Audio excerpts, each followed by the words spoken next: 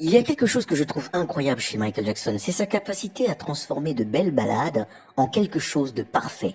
I Just Can't Stop Loving You, par exemple. Là où certains auraient pu se contenter de simples belles paroles avec un piano à l'arrière, Michael Jackson, lui, vous dit non, on peut faire mieux. C'est-à-dire qu'on va rajouter des cordes, on va rajouter des percussions, on va rajouter des instruments avant, hein, et même des instruments avant dont certaines personnes se disent mais qu'est-ce qu'une trompette va venir faire là, quoi. Michael Jackson te dit, on va en rajouter. En fait, Michael Jackson va te rajouter tout un orchestre. Il va empiler ses instruments, il va parfois doubler le son, y compris sa voix d'ailleurs. Il va transformer ses voix, on va croire qu'il y a toute une chorale qui a chanté à l'intérieur, alors qu'en bonne partie c'est lui qui chante à l'intérieur. Quoiqu'à Just Can't Stop Loving You, il chante avec une autre chanteuse également.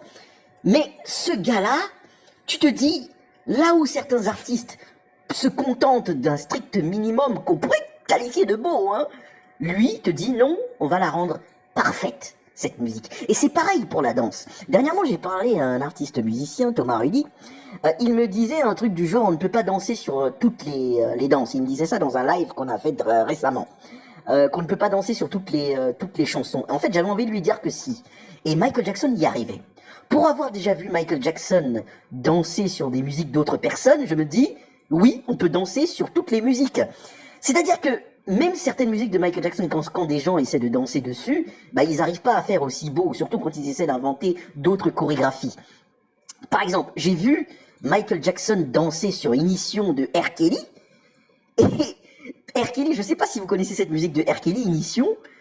Dans le clip, R. Kelly, bon, il danse comme les rappeurs à l'ancienne, hein, voilà. Sauf que Michael Jackson arrivait à danser beaucoup mieux que R. Kelly dans sa propre musique, et même il inventait des mouvements de danse. Tu te dis, mais pourquoi R. Kelly n'a pas pensé à ça? Bah tout simplement parce que les gens ne pensent pas comme Michael Jackson. Michael Jackson était un penseur. Le gars, il disait souvent un truc, c'est qu'il se laisse porter par la musique pour les pas de danse. Tu vois, quand on lui posait la question de comment ça se fait qu'il danse aussi bien, il répondait souvent une phrase du genre, en fait, il se laisse porter par la musique.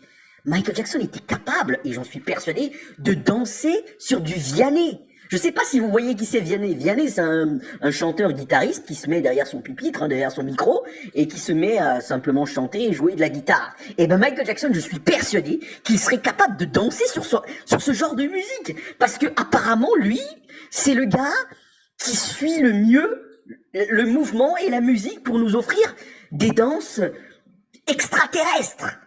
Il était capable de danser même sur du classique. Et pour cause, Michael Jackson, c'est également du classique. Et oui, Chris Lee Pay.